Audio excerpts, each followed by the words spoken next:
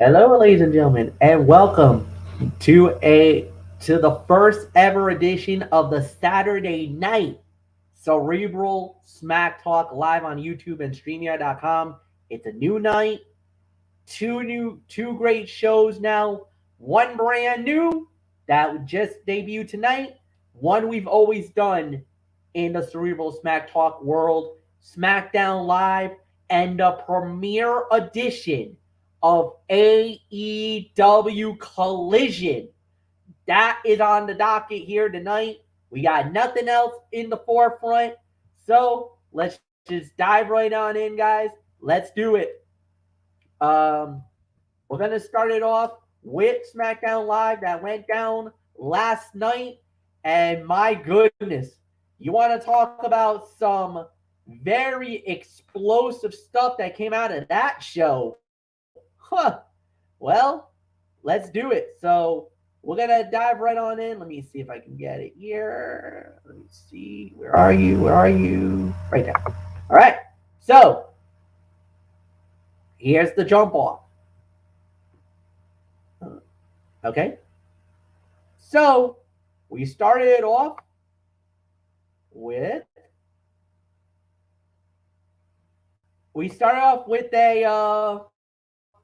a gauntlet match. So it was basically a gauntlet match, and we started off with the Brawling Brutes and the Street Profits. Profits winning the match. Actually, Brawling Brutes winning the match and advancing in 2 minutes and 42 seconds. Then after that, then we had the Brawling Brutes versus the Good Brothers, and the Brawling Brutes won that one. Then we had the LWO versus Brawling Brutes. Brawling Brutes got that one. Then they went up against Hit Row. They actually won that match. Brawling Brutes won that. Got to the final match. Got to Brawling Brutes and Pretty Deadly. And the winners of the bout in a combined time of 21 minutes and 2 seconds. And the new number one contender for the undisputed WWE Tag Team Championship, Pretty Deadly. They won it all. 21-02. All right. I will say this. Tremendous performance by the Brawling Brutes. For them to get through, everything that they get through was amazing. I'm actually cool with the outcome. I'm happy that Pretty Deadly won it because, you saw what they tried to do. Try to manipulate and say, oh, we beat 5 of the team. No, you did not. Don't lie to the people. You won one match and you won it all. The Brawling Brutes did the heavy lifting. You just picked up the scraps at the end. Perfect logical explanation. Did not mind the storyline. Loved what they did with that. That was incredible. The total gauntlet match, I'm a little disappointed. I really thought the Profits and the Brutes should have been a little more longer. I get why they did it, but I felt like that match should have been longer. I don't mind what they did with the Good Brothers. I thought that was fine. They got an ample amount of time. Then the LWO match, I really felt like that should have gone a little more longer. I felt like they kind of gave us a little bit of a false on that one. Then they did Hit Row. Hit Row hasn't done anything amazing. So that is really where, okay, I get it. Fine. Good on that. Then to do Brawling Brutes versus Pretty Deadly at the end, this is where the match really shined. This was the best out of the gauntlet match, and because that match alone had over 10 minutes. Think about that. Brawling Brutes versus Pretty Deadly just alone had 10 minutes of match time. I thought they did a good job. I enjoyed it. I liked it. I thought they did really well with it. I really got nothing more to add. So, as a whole, I give this about 3 stars. Anthony Florio, it's yours. Yeah, 3 stars. I agree with that. Pretty Deadly has been great in their call up to the main roster, though that should be a real surprise to anyone. They were tailor-made for Raw and SmackDown, and since joining the Blue Brand have risen to the occasion. Putting them in the ring with Sami Zayn and Kevin Owens while continuing their program with the Brawling Brutes is the right call and will only further establish them as a significant heel act on Friday nights. You noticed Kevin Owens and Sami Zayn watched from backstage as Pretty Deadly and the Brawling Brutes battled for the title shot. Sheamus delivered stereo beats of the Bowdrin to Prince and Wilson, only for the former to drop off the apron. He would ultimately lay out an unsuspecting Celtic Warrior to narrowly escape with the win. It's overall 3 stars. Great stuff from the Brawling Brutes and Pretty Deadly at the end. The other matches I felt were kind of too short. I can understand Hit Row because they're terrible. Let's be realistic. I'm glad they got the jobber treatment in that one. And you even heard Michael Cole on commentary say, "Thanks for coming, Flop." Yeah, that's my sentiments exactly. And the other matches, could have been better, but that last one, that was the best of the bunch. So that's what takes it up to 3 stars for this. And that match will take place 2 weeks. It'll be on as part of that night before Money in the Bank edition of Friday Night SmackDown at the O2 Arena in London. Now have 2 huge championship matches on that MF. You've got Sami Zayn and Kevin Owens versus Pretty Deadly for the Undisputed Tag Team Championship. And on top of that, you've also got the latest chapter in one of the great women's rivalries of all time when Asuka and Charlotte Flair battle it out for that brand new WWE Women's Championship. So you got a huge double main event at the O2 in a couple of weeks. So get excited, MF. I know you are. So, but anywho, all solid 3 for the effort overall. So, Phenom, come on in, fresh off. Of course, last night we had another one of our legendary and delightful SmackDown chats as always. And I told you I had a feeling about Pretty Deadly winning this match. I know you probably didn't see it coming, but I know I did. So, so with that, Bullock, your thoughts on the Gauntlet match? Pretty Deadly. Biggest win of their WWE career so far. Could it lead to an even bigger win in a couple of weeks against Sami Zayn and Kevin Owens at the O2? Well, like you said, it could lead to something bigger for them come 2 weeks from now. But they got to deal with Kevin Owens and Sami Zayn. So yeah, we'll see what happens with that. So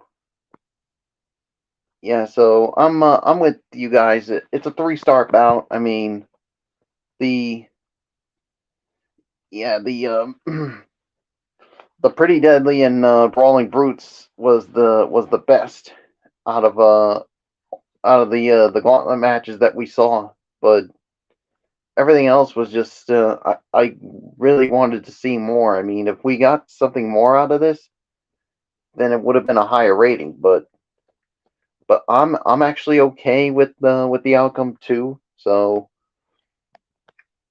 yeah, so we'll wait and see what happens. So there's really nothing more for me to say. So Fletch, it is yours. All right. Next thing that we did have was Zelina Vega going one-on-one with Io Sky, and Zelina Vega winning the match in 3 minutes and 55 seconds, I should say. Anthony Florio, it was mixed communication between Bailey and Io that cost Io the match. Zelina, right place at the right time, capitalized on damage control, causing there was a little friction between damage control and Zelina was able to exploit it and get the big win. Yes, indeed. And it served as a preview of the upcoming women's Money in the Bank ladder match, and a little too short for my liking. I mean, it had the feel of a ho-hum diva fight when we know what these two are capable of. We know the body of work these two have with the athletic backgrounds of both of them.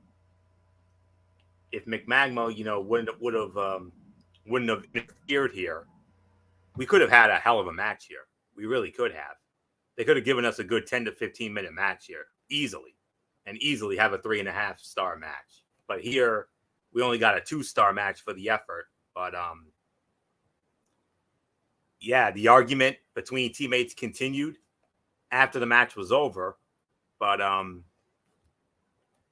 anyways, Bayley's interference once again backfired, this time costing Io Sky a match against Zelina Vega as tensions and damage control heightened. And the role model has potentially not so coincidentally been involved in a few Io Sky losses of late. The most notable coming about a month and a half ago at Backlash when the Goddess of the Sky lost the Raw Women's Championship match to Bianca Belair. And the argument between teammates continued backstage, leading to Shotzi interrupting and challenging Bayley to put her spot in the Money in the Bank ladder match on the line next week. And Io Sky accepted on Bayley's behalf, claiming she was just trying to help. You know what's going to happen here. Bayley is almost certainly going to lose the match. And Io Sky will feel the brunt of her teammates' frustration and revenge in London. And the feud will continue in the weeks and months following Money in the Bank. If there are no plans for either woman to be in the title picture anytime soon, a secondary program with great in-ring action and established back history is exactly what the women's division needs to improve over the last 6 to 8 months worth of so-so action. And Bayley attempted to interfere, distracting both Sky and the referee and setting up Vega's win here. So I don't know what else there is for me to say. I could only give it 2 stars. But Michael Bullock, my goodness, if you give these guys, you give those two a good 10 or 15 minutes or so, they could give us a damn good match easily because of their outstanding athletic backgrounds. But for them to get reduced to a 4-minute match, that doesn't sit well with me. Ho-hum diva fight, I'm sorry to say. Yeah, I hate to say it, but I'm with you on this. I mean, this had more feeling of a ho-hum diva fight, and unfortunately, that's what we got here. So, I mean, when you got the caliber of Io Sky and Zelina Vega, they deserve way more time than this. But yeah, so this a big win for Zelina Vega, but all I gotta say to Bayley is, what the hell were you thinking? I mean, Io had a chance to win the match, but you had the referee distracted, and that's what caused Zelina to get the win.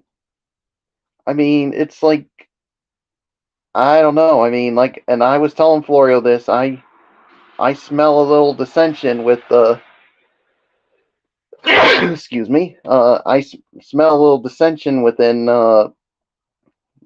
damage control. So, and there's going to come a point in time where we're both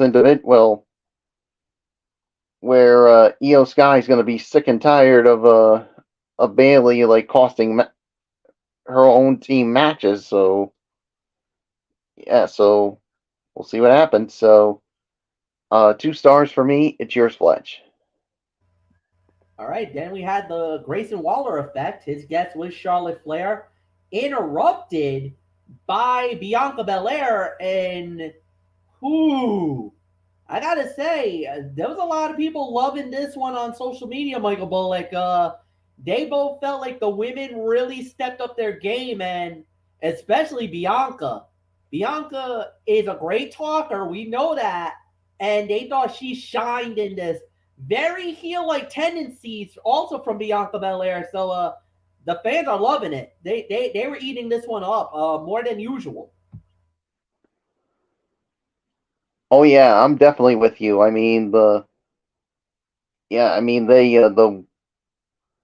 women really definitely did really well here, especially I mean with Bianca and Charlotte, because and the thing is, before that, Bianca was still trying to get answers from Adam Pearce for why she was given the title shot and why Charlotte jumped the line and got the title shot.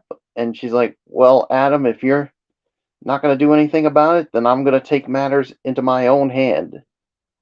And that's exactly what and she did not hold back with her frustrations, but Charlotte basically said, basically, like, it's almost like what she said last week. I am the line, and when it comes to this women's division, I own the division, and if I want a title shot, then I certainly will take it. So I don't know about you, Fletch. As I give it to you, I got this funny feeling that match with Charlotte and Asuka for the women's title, I got this funny feeling that it's going to end in a no contest. I think because so. I mean, I think Bianca Belair is going to go after not just Charlotte but Asuka as well, and this is really going to force Adam Pearce to make a tough decision here. And I think this is where we're going to get a triple threat match between Charlotte, Asuka, and Bianca Belair. Where? Could it be Money in the Bank? I don't know. We'll wait and see. But man, oh man, I mean, you could just see Bianca was just obviously during this segment she was not happy. So Fletch, it is yours. To say that Bianca is upset would be a major understatement. And the thing is that look, if you're a fan of Bianca Belair, you're absolutely right. What she said was that she was the longest reigning champion in the modern era and didn't need 14 times to do it, which was definitely a knock at definitely was a major league knock at her because of the fact of the success she had, the title that she had, everything that went down in that situation. You're absolutely right. But the thing is that look, Charlotte just got back from a long injury. You lost your title. You lost it fair and square. Now, I know a lot of people are going to be like, oh, but kind of, no. You lost. I don't care by hook or by crook, you lost. And let me tell you, not a lot of people gave two shits that you lost either. There's a few people that actually are glad that you're no longer the now WWE Women's Champion. So you got fans who are like that. She wants a rematch, which Adam Pearce granted it. He gave her the shot.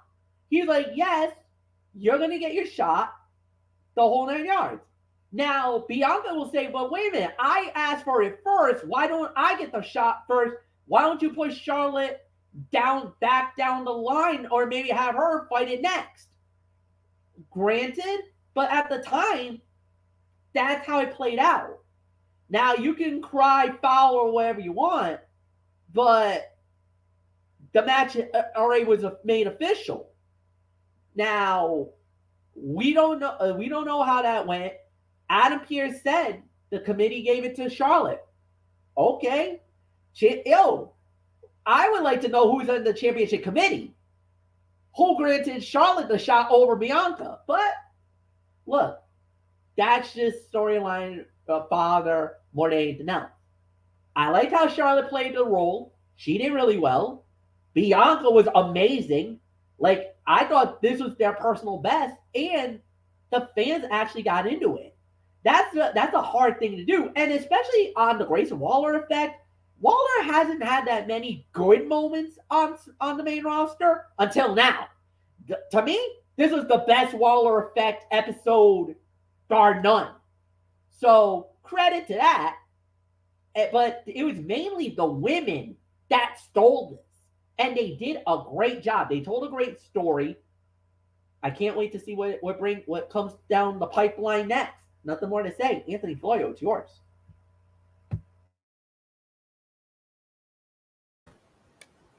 Yeah, great segment here. The jabs were fun. Grayson Waller's facial expression sold them well, and Bianca Belair warning Charlotte that she will be ringside to watch her challenge Asuka in 2 weeks before walking out. The clear star of the segment was exactly what this segment needed. Good stuff from all involved, even if Grayson Waller continues to be underutilized in this role. Charlotte asked, I lost to Rhea Ripley at WrestleMania, and I didn't get my rematch, so aren't I owed a rematch? And then Bianca saying, I didn't run away and hide. I stayed. And then Charlotte, I am a champion with the title. are you a champion with or without the title? And great point by Charlotte. Very great point by Charlotte. Exactly. And Bianca saying, I am the longest reigning women's champion of this generation, and I didn't do it 14 times either. 420 days she held that title. So that's how long Bianca was at that moment. So, but anyways, fantastic segment. It's the second best segment of the night. One segment was better. We all know what that is. So we'll get to it momentarily, but a very good segment here. And I 100% agree with Michael Bullock's sentiments. I do believe Bianca Belair is going to ruin the ending of Asuka and Charlotte. It's going to lead to a triple threat.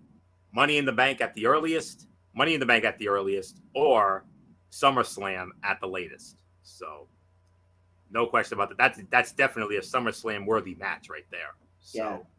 But we'll see. I mean, could you imagine those? Imagine if you put those three in the ring at Ford Field in front of that madhouse of fans. Oh yeah, they'll eat it up. Trust me, they will. But regardless of when they do it, they're gonna have the fans eating out of their hands anyway. So even if it's in London at the O2, you know how crazy those Euros are. Come on. So there's nothing more for me to say on this second best segment of the night. And MF, we move on. Yes, we do. You know what? Like you said, great points by both women. All right. So then the next thing we did have was AJ Styles and Mia Yim versus Karrion Kross and Scarlett Bordeaux. And it was Karrion Kross and Scarlett winning the match in 2 minutes and 44 seconds. Disappointing. This match should have been longer. I feel like they did the match. It was just rushed. I really thought they could have gone better on this one. Like I said, I was disappointed with the way that it went down. But, you know, it is what it is. We're just going to move right on along. Next up we had was LA Knight versus Santos Escobar. Santos Escobar winning the match in 7 minutes and 23 seconds. Oh, okay. This was actually pretty decent. You know, they were going back and forth. I loved the ending of this match. LA Knight, Santos tried to go for a victory roll. LA Knight stepped into it, a la Bret Hart versus Owen Hart. But LA Knight tried to get the leverage, try to grab the hold of the rope, and then some way, somehow, Santos was able to kick that hand away, kick the free hand away, reverse roll, and then hook the legs. 1, 2, 3. This would have been a Florio versus and me moment here, where I've been like, wait a minute, he's got the ropes, Hey, wait a minute, whoa, 1, 2, 3, and then Florio would be like, what the hell was that? I was like, that's a perfect win for Santos Escobar. He's like, you're gonna call that a clean win, I suppose. I think by the antics of LA Knight, absolutely. He didn't even cheat to win. Of course. So that was amazing. Yes, and then I would say LA Knight, and then I would say LA Knight, dummy. Yeah. Oh, yeah. That would have been perfect too, because it would have been that perfect moment there. But LA Knight did jump him after the match. That did prompt Ray to come out to break that up. But nah, man, this was actually pretty good. That was actually a pretty good match. I actually liked it. I thought, you know, to do that kind of situation, I think that was it was really good. So I think it's gonna be great. It was a great matchup, good match. I really enjoyed it. I liked it. I thought the body of work was excellent. I could say probably maybe second best fight of the night, because I thought that was a great matchup. So give LA Knight and Santos Escobar about 2.5 to 3. Well done. Floyo, it's yours. 2.5, 2 3/4. Match was solid, if unspectacular, but again, suffered from a lack of time. Escobar picked up a quality win, but LA Knight restored some heat with the cheap post-match beatdown that ended with Rey Mysterio rushing to the aid of his protege. Knight versus Mysterio would be a fun extended feud, and maybe the direction this is headed. but it still feels like the latter is destined to win Money in London. Otherwise, the company kind of deserves the backlash it will receive for it's tired of seeing the talented LA Knight wasted. LA Knight interrupted a babyface promo from Escobar about chasing dreams. The heel tried to counter a victory roll, but Escobar reversed it, hooked both legs, and scored the win. Rey Mysterio made the save, sending LA Knight scurrying to the floor. And 2.5, 2 3/4 of a star. And solid match here. Like I said, a little unspectacular, but it is what it is. And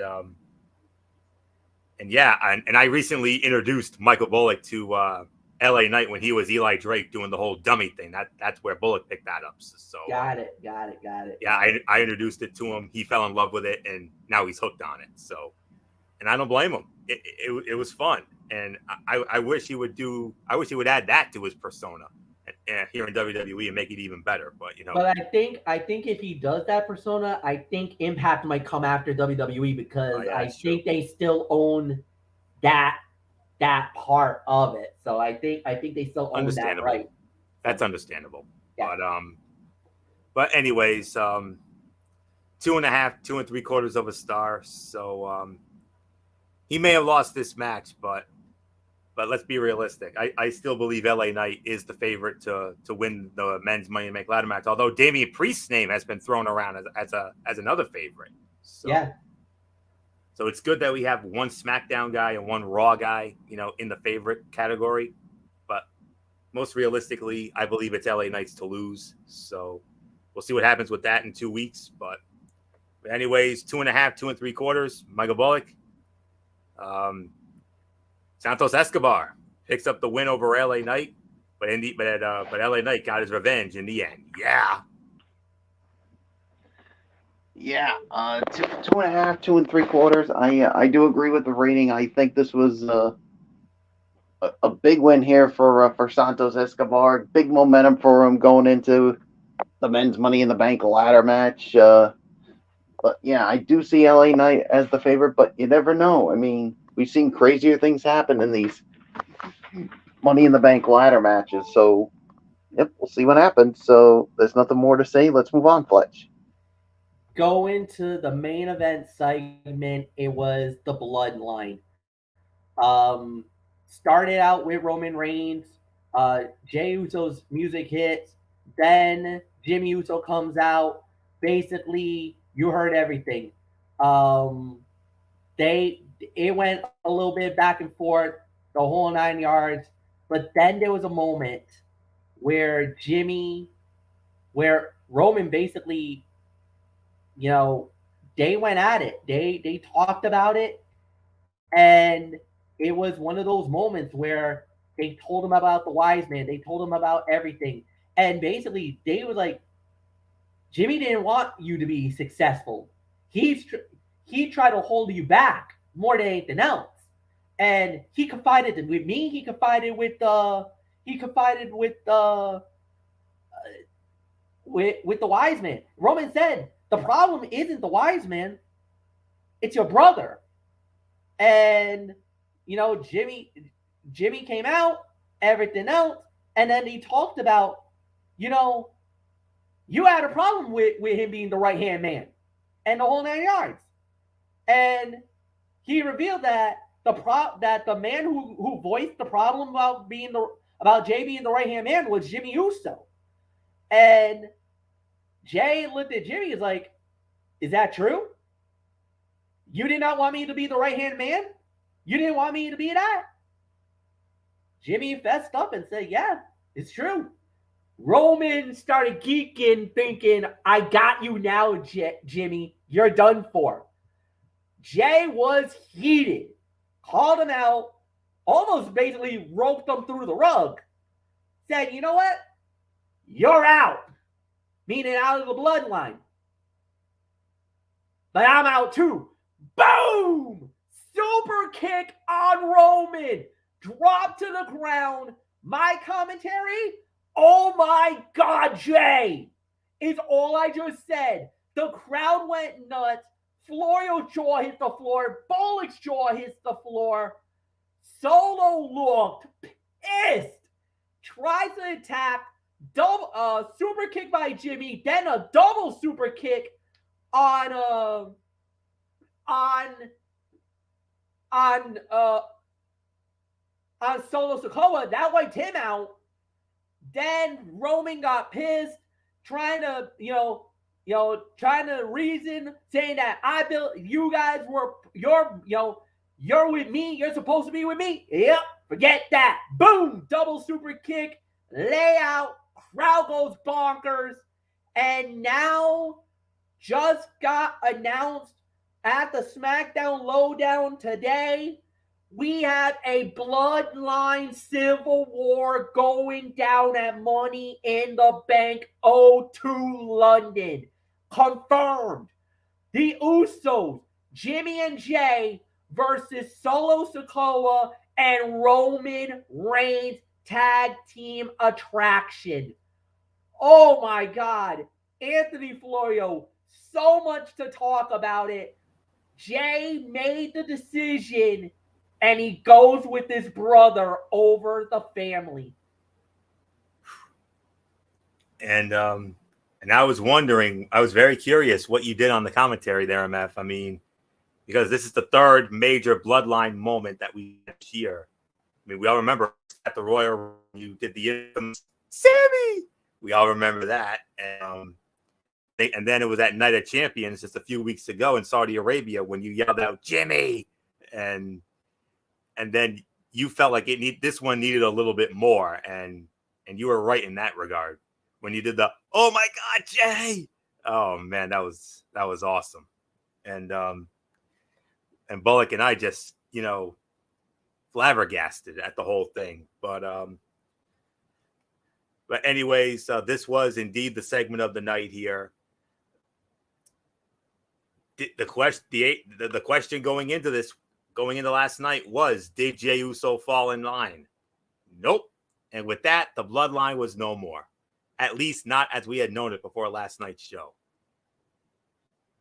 Jey Uso staved off Roman Reigns' manipulation and gaslighting one last time to partner with his brother Jimmy and leave the tribal chief laying unconscious in the center of the ring.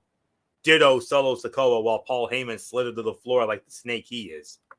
It was the moment that the Bloodline saga has built to for 3 years, and the fans in Lexington, Kentucky, at the legendary Rupp Arena reacted appropriately, erupting as the Usos stood tall in the center of the ring to close out this episode of Friday Night Smackdown.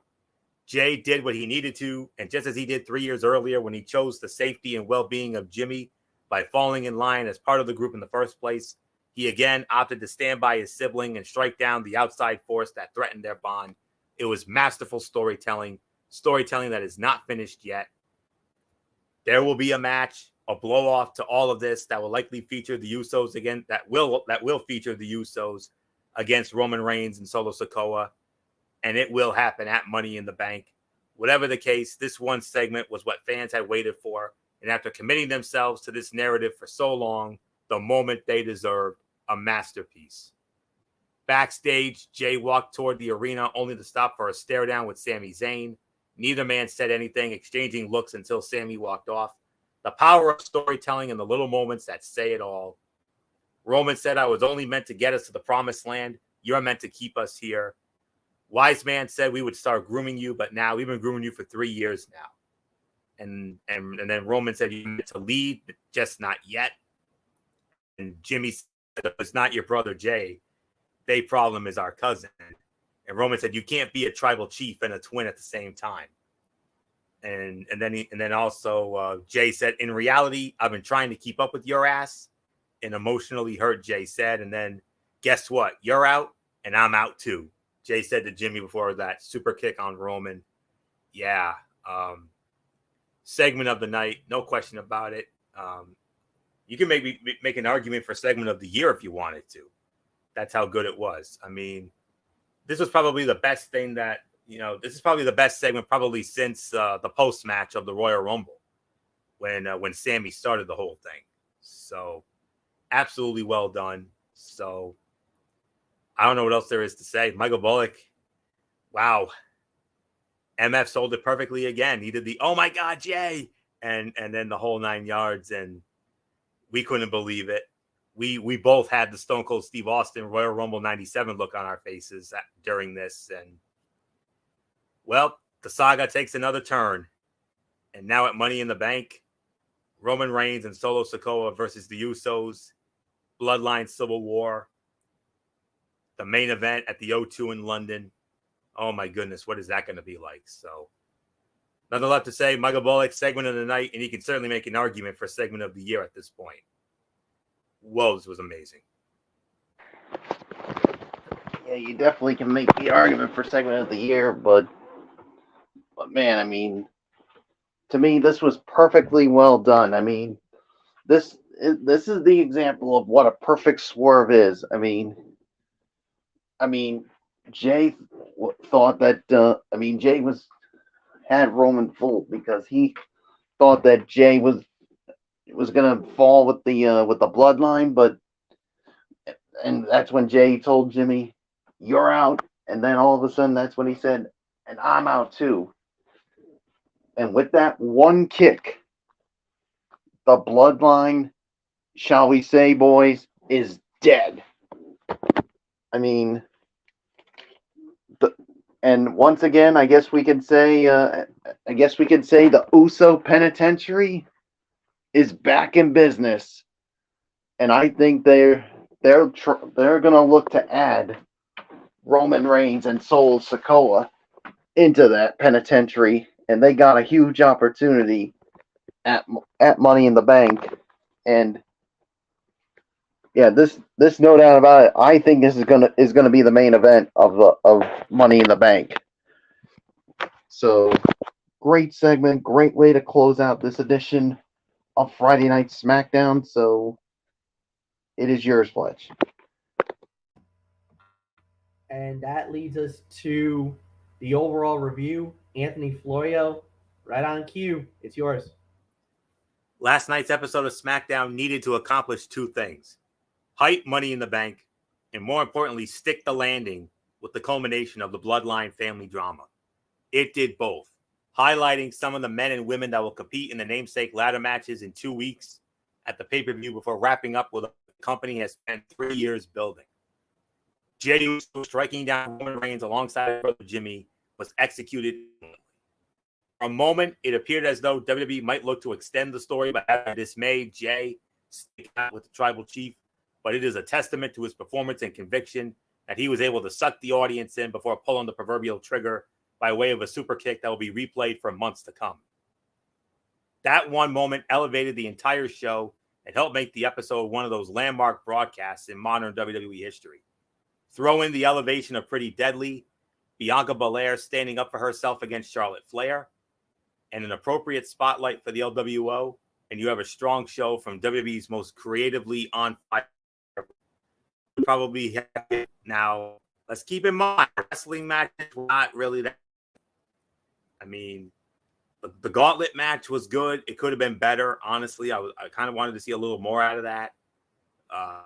Escobar and LA Knight with a solid match, and we had a disappointing women's match with Zelina Vega and Io Sky, which should have been better because of their backgrounds. But we had two very good segments that carried this show. So the absolute best I could give it would probably be 7, maybe. So very good, very good from a wrestling match perspective. Not so good, but the two segments definitely carried it. So I probably would say a 7 out of 10 at the least, mainly because of that closing segment. So Michael Bullock, it's yours.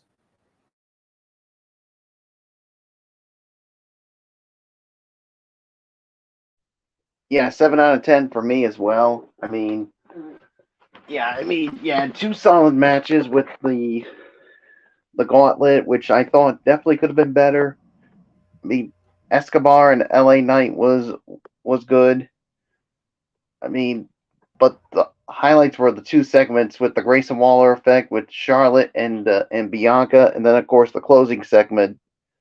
But those two matches there were just very, very disappointing. So with that, I'm with you. I'm going to give it a 7 out of 10 as well. If those two matches hadn't disappointed, I would have given it a much higher rating. But 7 out of 10 is going to have to do. It's yours, Fletch.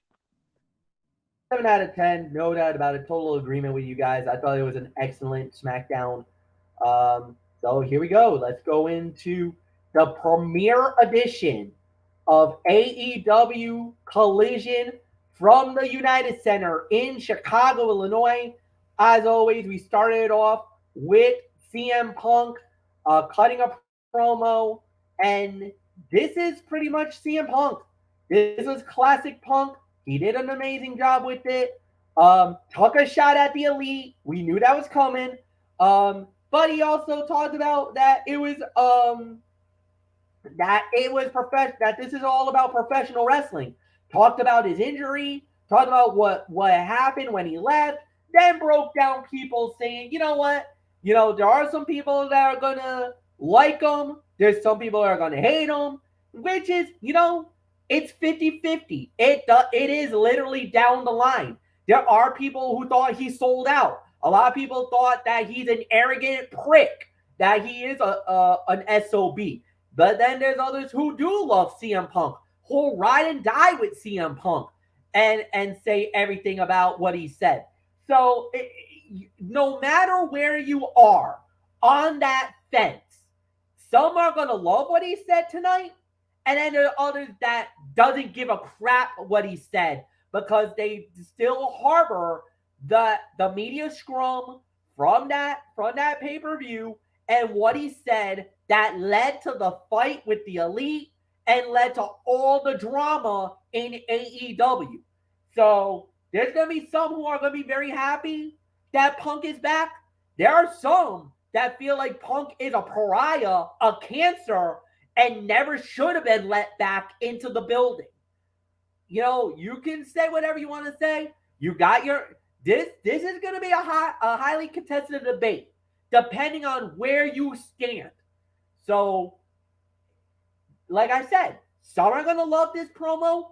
Others are going to hate it. I thought he did good. I enjoyed it. I loved it. But it was Chicago. That's a little bit of home turf advantage.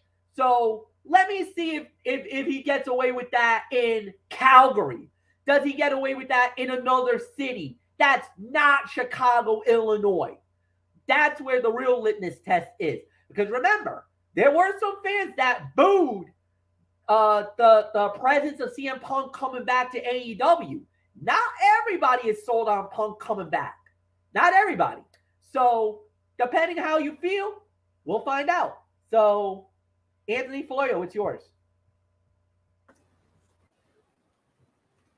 Yes, for me, very simply put, the one thing that really stood out for me about it was when he said, "Tell me when I'm telling lies."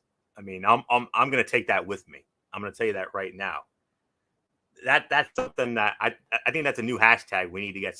Tell me when I'm telling lies, and yeah, so that was my favorite part of it. But anyways, unsurprisingly, tonight's debut episode of Collision opened with CM Punk coming to the ring to a massive ovation. He immediately said he was tired of being nice. He said he loves the crowd because they love him for being who he is. And you noticed he made numerous, not so subtle references to the Elite throughout his promo. Classic CM Punk. And if he and the Elite can do business, there is so much money to be made. Punk talked for just enough time to make his return meaningful without taking up the first hour. And he took up a great majority of that first Rampage show too. But the reaction for Punk was similar to what he heard when he debuted at the first Rampage in Chicago. His new shirt is a reference to an old Roddy Piper shirt, but Punk's has his dog Larry on it. And that line about counterfeit bucks was classic CM Punk. So that's really all there was to say about that. Fantastic. Another pipe bomb as usual. The master of the pipe bomb. But if you don't like it, well, truth hurts. And tough, you know what. So that's all I'm going to say it on. All I'm going to say it on that. So with that, Michael Bullock, CM Punk, he's officially back in AEW, and in order to JR, you know what that this is damn sure going to pick up. It definitely is picked up, and just like it did in this segment. And like you said, there are some people who are going to like it, but then there are others who are going to hate it. And if you're a CM Punk hater, you're probably pissing all over this and saying, "Oh, really, Punk? Is that how you feel? Well, then, you know what? Then why the hell are you back in this company?" There's a lot of good reasons why people are. There's some out there saying you are a cancer. So maybe WWE was right to get rid of you. So there are going to be those that are like that, but then there are others that are like, you know what? This is just typical CM Punk. He's gonna tell it like it is, and if you don't like it, then you know what? Tough shit. I mean, this.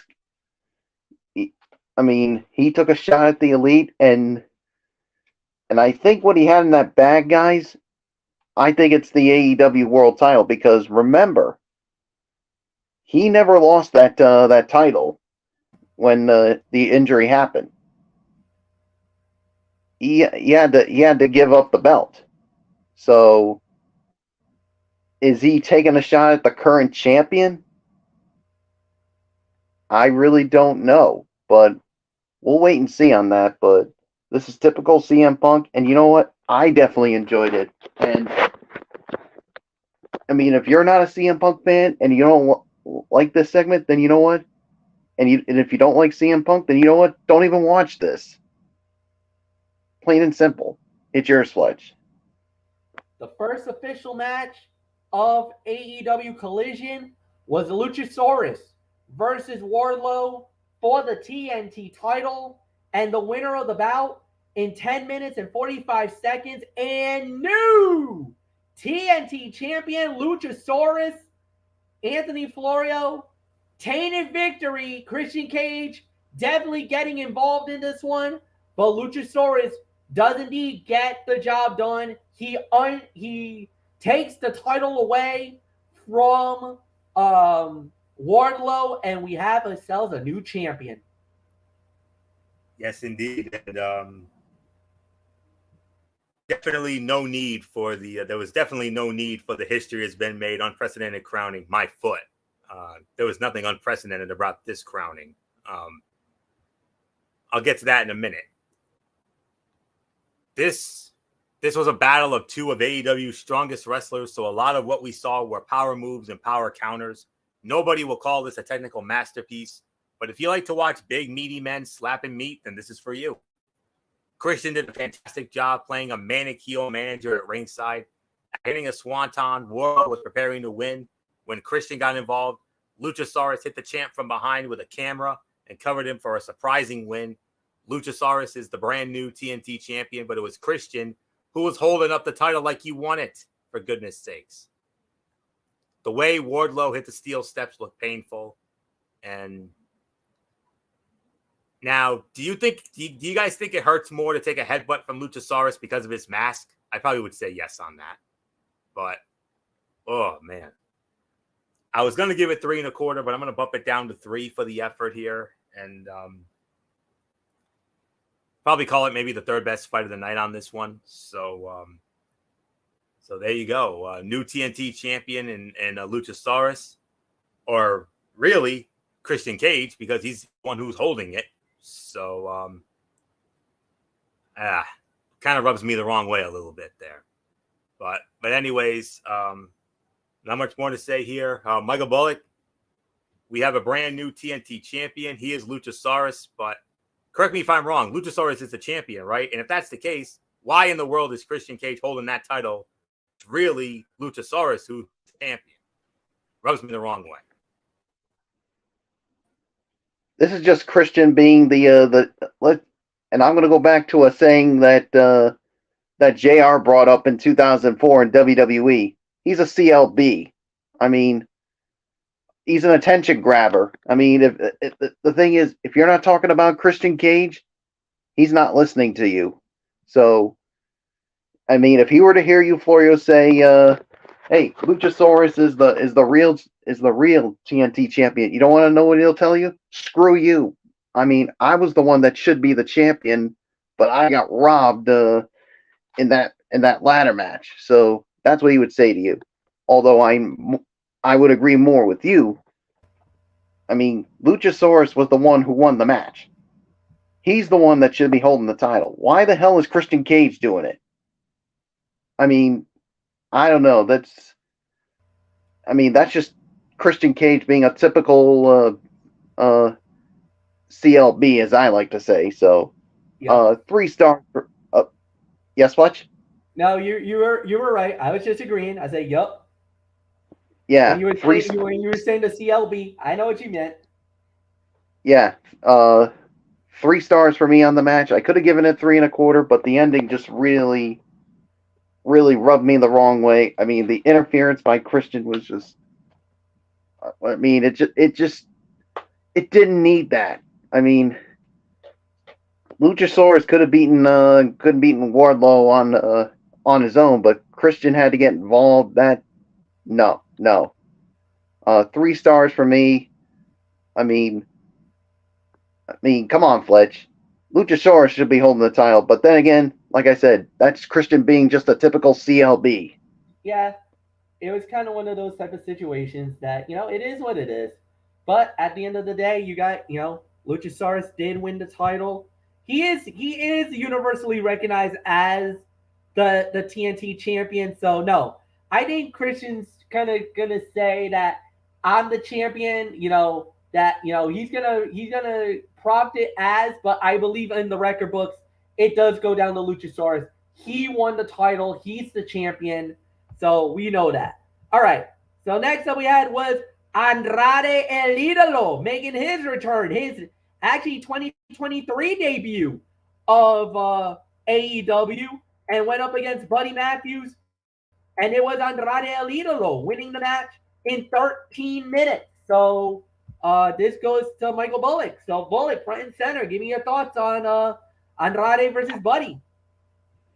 3.5 stars for me on this match. I thought this was a good match. Good to see Andrade back. I mean, there were times that shoulder looked like was hurting him, but he fought through it, and you saw, Fletch, how Andrade won the match.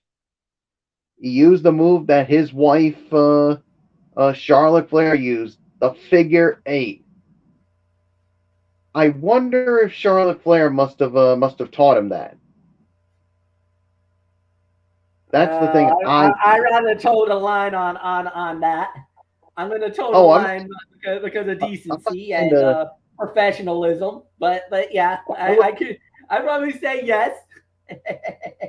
Well, that's all I was saying. I wasn't trying to go there in a certain. No, but my mind was going there. Don't worry, Bullock. It's okay. I think it's best to keep it there, Fletch. Yeah, I know, and I know. Yeah, but let's just say, I mean, Andrade's win was short-lived because he ends up getting attacked by the 2 other members of the House of Black, Brody King and Malachi Black. So, yeah, so Andrade may have won the match, but the House of Black may have just won the war. Yes. So I don't know. I mean, could this whole thing continue? But the thing is, Andrade needs 2 people to help him out. Who could that be? We'll have to see as this. I think there's a few Latino guys. I mean, he could, if he wanted to, he could dip into his finger into Lucha Bros. I mean, Triple A. I mean, they actually are the Triple A World Tag Team Champions. I mean, you could dip your finger in there. I mean, there's a few people that you can go.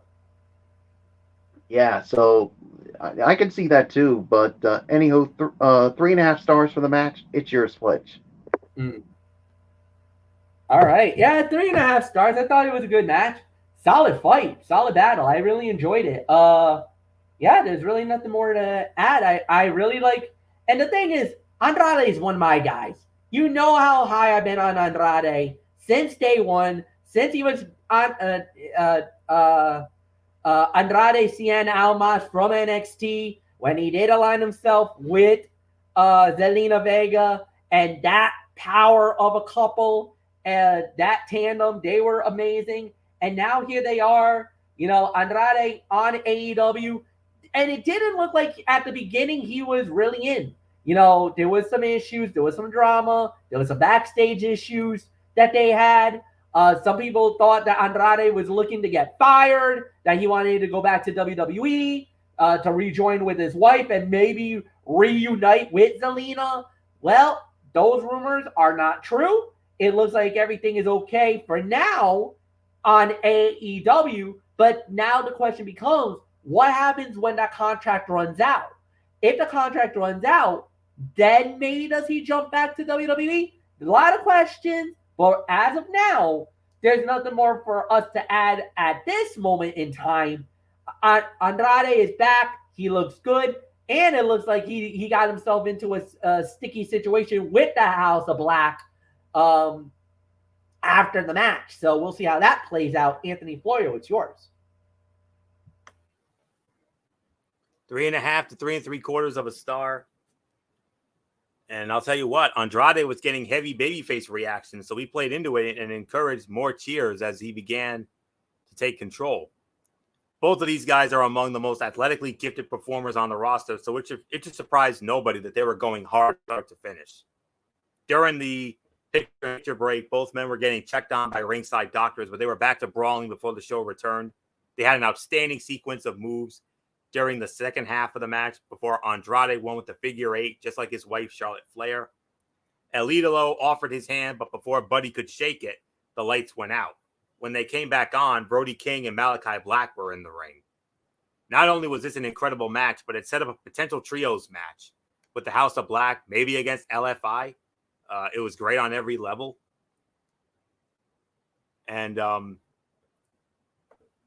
now, I don't often say this, but I'm going to bring it up as I get into my notable moments and observations from the match like I usually do. MF, you're hearing this for the first time, but when Bullock and I have whether it's our Raw chats or our Smackdown chats or whatever, one of our newest running gags as of late has been, I mention a silly sign that I see in the crowd, a sign that, I get a laugh out of. And well, there was one here tonight. Someone had a sign mocking Buddy Matthews in the crowd, but you notice they spelled mommy wrong. The sign read, "Hey, Buddy, ain't it funny that Dommy stole your mommy?" Whoa. Okay. Ouch. Burn. Yep. And they spelled mommy wrong. They spelled it, Boy, like traditional mommy, not the somebody Spanish. needs to work on their sign much better. Unless he deliberately tried to do that wrong so that he doesn't get that confiscated, because maybe he knows that AEW would not have allowed that sign. Oh, yeah. So maybe he deliberately spelled it wrong in order for it to dupe the AEW security and to dupe the cameras to, hey, I got a sign here. So, yep. So I think he probably did deliberately screwed it up because he wanted to go past the AEW. Because they know those AEW security guards are a bunch of jackoffs. And you know what? I'll even admit it. WWE security have been known to be jackasses and to be a little pushy in their day too. So let's call a spade, guys. If you have a sign, be very careful what you put, because there are security out there and they are not afraid to grab the signs off you. So just be careful. Just be careful out there, folks. Right. So, but anyways, well, I don't bring signs with me. Yeah, we usually don't. We don't. Besides, we're so focused on the show itself. We're kind of more when we go over to any wrestling show, we're looking for entertainment, for commentary, to do a job. We're not there to make silly signs. Yeah. To make silly signs. Like, don't get me wrong. I got to give a lot of credit to my bestie, Jen Ellis, because I hope she doesn't. I hope she allows me to say this, and I hope she doesn't get mad at me for saying this. But I know her children makes the signs for the wrestlers from RWA, and they are amazing. And and not one of them have been confiscated yet, thank God. And they're very, very pro. They love their wrestlers. They're big on Mighty Bosch. Bosch is like their favorite in all of RWA, no doubt. Mighty Bosch is like massive to them. And I'm sure we'll probably see him for that big RWA show for the Special Olympics next week. Yeah, it's next Sunday night. That's 1 week from. It's 1 week from tomorrow. As a matter of fact, we'll be there. Sure. We'll be there. As a matter of fact, as part of the Cerebral Smack Talk next Saturday, we're previewing the RWA show. And just a quick thing, I want to bring up, guys. I'll talk about it off the air. I got a little something that I found out from Ed Pacheco in regards to that show. So we'll talk about it after it's off the air. After the show, absolutely. Behind the scenes chat. Let's yes, I'm down with that. Okay, I'm down with it too. So we'll find out what Bullock says. If it's warranted to be addressed, then we might bring it up next week. That's only if it's warranted. Definitely. We'll debate that. We'll debate it. Don't worry, folks. You'll find out. Positively, MF. But I just wanted to bring that up. Just wanted to bring up that sign thing, and that's something that Bullock and I have had a tendency of doing in our chats recently. You know, I notice the signs, and we usually don't talk about the signs, but if I see one that stands out to me, I share that with Bullock. And sometimes we have a laugh riot out of it. Other times, maybe not. But we've had a few laugh riots, and I know if we had a chat during this and I had mentioned that sign, oh yeah, I think we would have had a major laugh riot with this one. But anyways, getting back to the business at hand here, Buddy Matthews' Meteor from the top rope was about as perfect as it gets. And no disrespect intended, but Kevin Kelly, I have an immense respect for Kevin Kelly and what he does. He's one of the all-time greats. MF, you know his body of work from Ring of Honor and New Japan, obviously.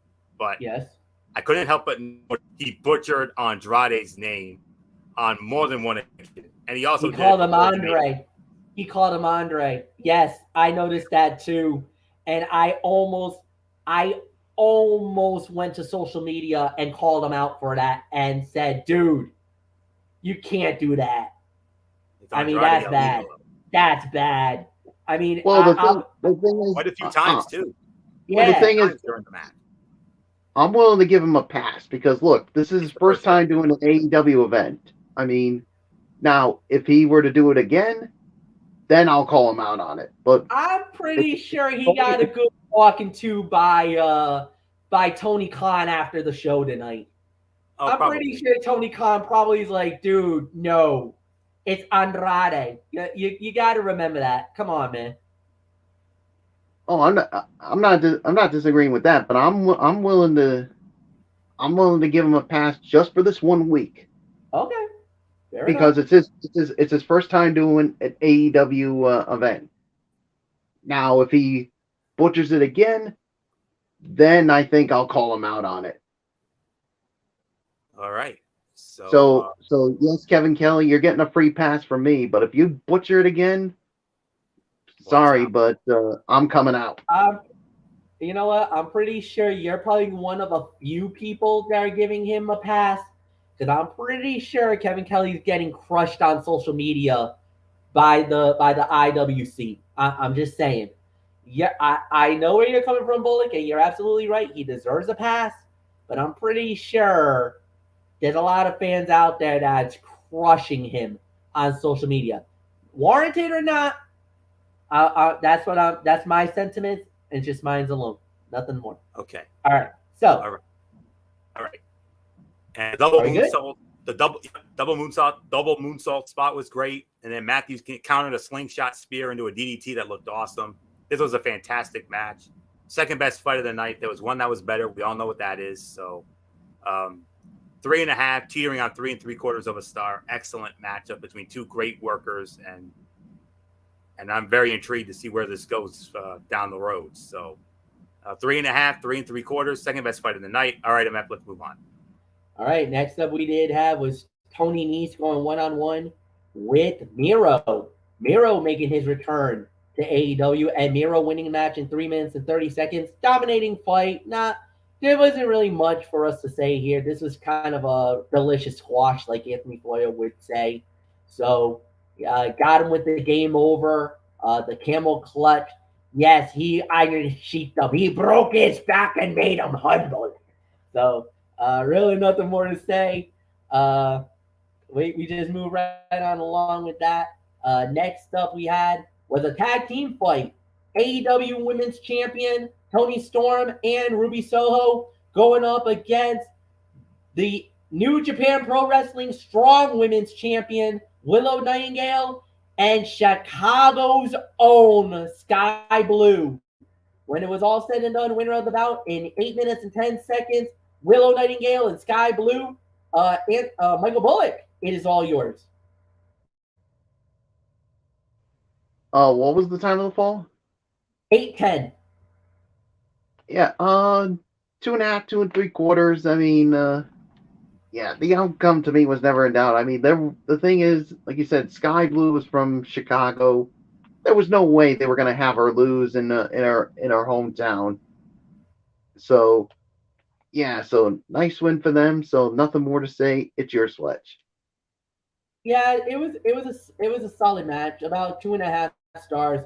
The only downside to it was they were trying to get involved with that spray paint.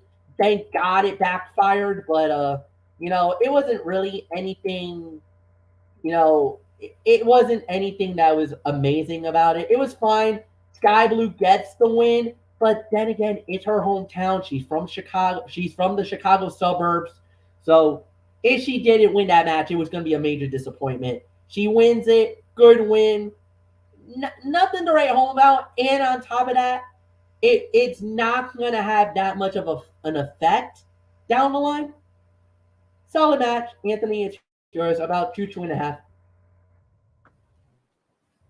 2.5, 2 3/4. All four women were putting forward a lot of effort to make this a fun and competitive match. Tony Storm and Ruby Soho had Sky Blue in a bad spot, but Willow Nightingale came in and made the save to allow Sky Blue to get the win in her hometown. Blue and Nightingale, yeah, like I said, getting the win there. Willow's pounce to Ruby at ringside was nasty, and Sky Blue's finisher looked good. It's almost similar to the pop rocks that Roxanne Perez uses. It kind of has that look to it, if I'm being honest. But a 2.5, 2 3/4 star match for the effort here. And Sky Blue, you remember Wednesday night on Dynamite, Sky Blue came within a whisker there of winning the women's championship, which would have gone down as one of the greatest women's upsets of all time. But came up short here. But who knows? Maybe they might have some long-term plans for Sky Blue in the future. Keep an eye on this one. I think we're going to be seeing a lot more of this young lady in the near future. And who knows?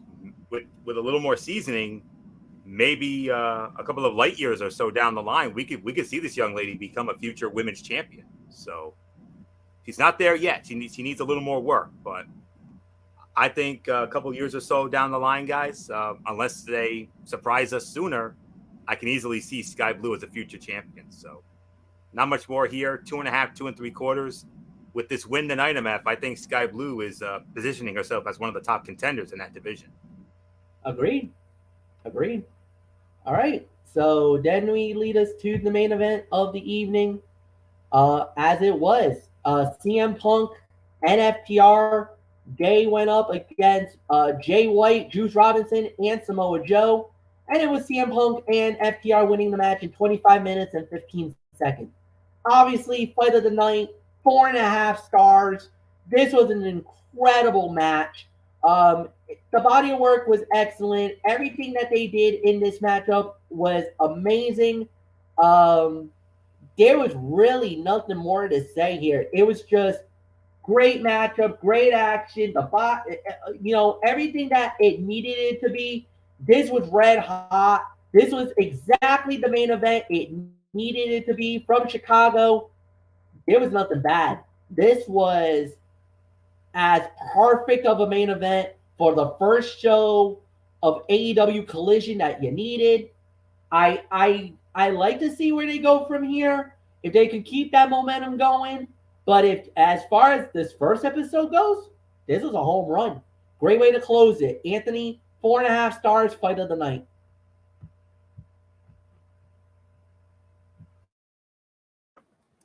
One 100% agree.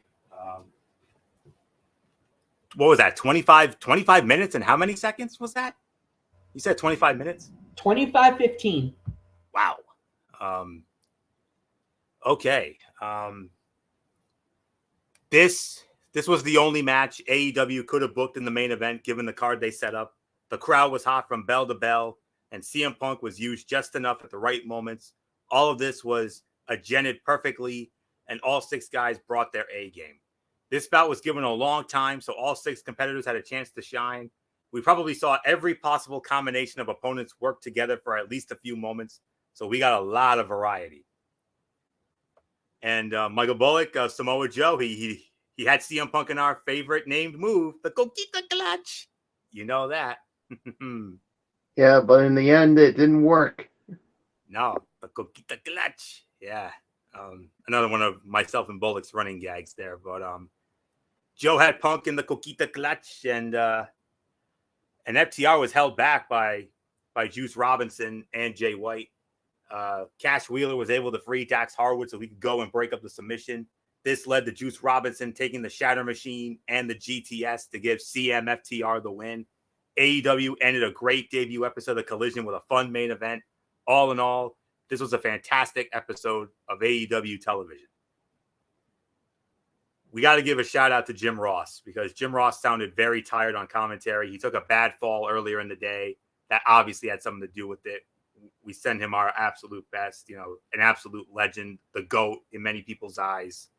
And he's the reason why we call Michael Fletcher Good Old MF Michael Fletcher. It's a play on him, and because he is our JR, if you will, and Gorilla Monsoon on top of it. But we wish JR the absolute best, man. I mean, you heard his voice there. He gave out quite a lot, and heartbreaks for him, man. So wish him all the best. Our prayers with him, no doubt about it. Prayers up for JR, no doubt.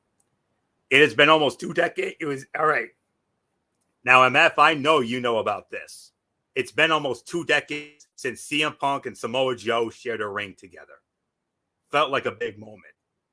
Dax Harwood has some stiff chops, but Joe's looked even harder. Joe no-selling Punk's chop was hilarious. And those were really the notable moments there. It's obvious, MF, I know you know the history of CM Punk and Samoa Joe from Ring of Honor. Kevin Kelly on commentary mentioned about I guess they had a trilogy of matches in Ring of Honor back in maybe 2004 or so. Yeah, it actually circled around the Ring of Honor World Heavyweight Championship as well. Punk was the champion, and as a matter of fact, Joe was the one that upended Punk to become the Ring of Honor World Champion at one time. And he called it one of the greatest trilogies of the 21st century. Yes, because every match was between 4.5 and 5 stars, including the last fight where Punk lost the belt to Joe. That was a 5-star classic, and in many people's mind, a fight of the year. Okay, I knew you knew about it, because we all know you follow, you cover and follow religiously Ring of Honor. Not as much as Bullock and I do, but I know you do. But that's why I brought it up. But I definitely agree here. 4.5 stars, maybe even 4 3/4 of a star. Fantastic match, fantastic main event, and I don't know what else there is. What else is there to say? So, so with that, Michael Bullock, what a main event here. CMFTR winning the match, 25 minutes and 15 seconds. You don't hear those numbers often on television, but boy, howdy, what a 6-man main event. Perfect main event to close out a very good debut edition of Collision in the Madhouse on Madison tonight. Yeah, this was definitely a good way to close out this, a very good first edition of Collision. 4.5 stars. CMFTR looked very good here. I mean, the outcome was never in doubt here, so yeah, I mean, there's really nothing more to say except how good was AEW Collision? Let's find out right now.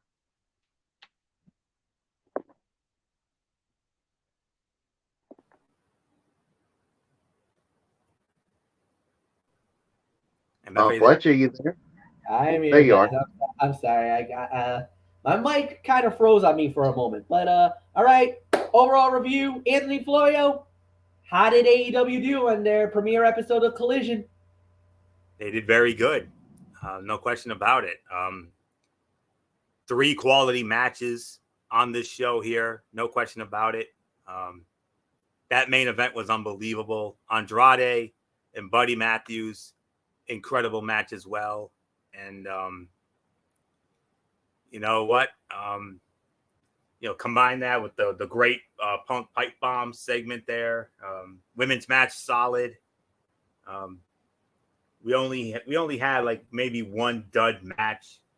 So overall, I probably would give this right around maybe 7.5 to 8 out of 10 for this. Was it the greatest? No, it wasn't. Showcasing, forgotten talents like Miro and Andrade made the show feel fresh, and CM Punk showed up, and I'll tell you what, if we get quality shows like this on a Saturday night, hey, this may be the shot in the arm that AEW most definitely needs. So this would be a major shot in the arm for All Elite Wrestling here tonight. And so I probably would give this in excess of 7.5 to 8 out of 10. If you're pressed for time, main event, most definitely. Go out of your way to see Buddy Matthews and Andrade. Also, check out Punk's promo and maybe even the TNT Championship match. I would give that I'm not going to give it a required recommendation, but I would give it, a somewhat recommendation there. Those were the 3 fights of the night there. Women's match was all right. Solid, not overly spectacular. And 7.5, teetering on 8.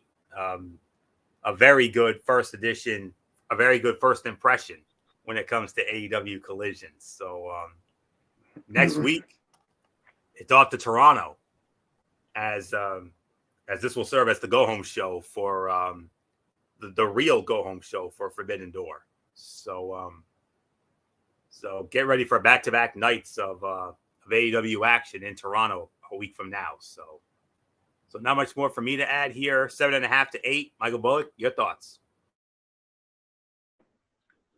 Yeah, 7.5 to 8 for me. I mean, I thought this was a good first edition of AEW Saturday Collision. Yeah, I mean the only match that was bad was obviously the match with Miro. I mean, everything else was solid to good to great. So yeah, so nothing more to say. Fletch, take it home. It is 8 out of 10. I thought AEW did really well. I thought they did an incredible job. I was very impressed. The sky's the limit, as they would always say. So I absolutely enjoyed it. I thought it was incredible. Really nothing more to say. Guys, we did it. The first episode of Saturday Night Cerebral Smack Talk. I hope you guys enjoyed it. There's many more to come, guys. That's all we're going to say. So here's the rundown. So Monday night, we do it all over again. Ridiculously Raw, hosted by Anthony Florio. On Wednesday night is traditional Wednesday Night Madness. For right now, Thursday is still Cerebral, is still TXN Sports World. Like we said, we're going to wait and see how it plays out. If we feel like Thursday should still be our night, we'll keep it on Thursday. If we feel Friday's better, we might move TXN Sports World to Fridays. It does open the door now. But as of now, the permanent home for Saturday will be this event. Now, this could open the door for us to do a crossover where if there's a Saturday night pay-per-view coming up, we might have to do it that way in order to set stuff up. So we might use TXN Sports World as a buffer for previews of WWE or AEW events. That's why we might not be there might be a limited where we might be more busier than we normally would be on a traditional TXN sports world, because right now we're about to hit the low on sports. So we might need time to fill some gaps where wrestling might become something that might fill those stop gaps. So there might be weeks where we might be off, but then there might be more times where we'll be on. So just like in a couple of weeks, we got the NBA special, the NBA draft special. We got that coming up. Big three. We got, of course, USFL. Next week is the playoffs, then the championship game, which I believe is the week after. So we got that, and then we'll figure some stuff out along the way. So July is normally a little bit slow, August a little bit slow, and then we really rev up into overdrive when we get into college football and the NFL, and that goes down very, very soon. So nothing more to say. Thank you, Anthony Floyd. Thank you, Michael Bullock, as always. Thank you guys, as always. Like the video, leave a comment at the bottom, share with all your friends on all the social media platforms around the world. For all those fathers out there, happy Father's Day. In spirit, in heaven, and here on earth. We love you guys. Thank you for making us the men that we are today. Kind, generous, humble, amazing. That's I'll leave you guys with here tonight, because we just crossed the midnight hour. So until then, thank you so much for watching. Have a wonderful evening, and we'll see you all Monday night for Ridiculously Raw on the Tone 25, YouTube.com. Good night, everybody.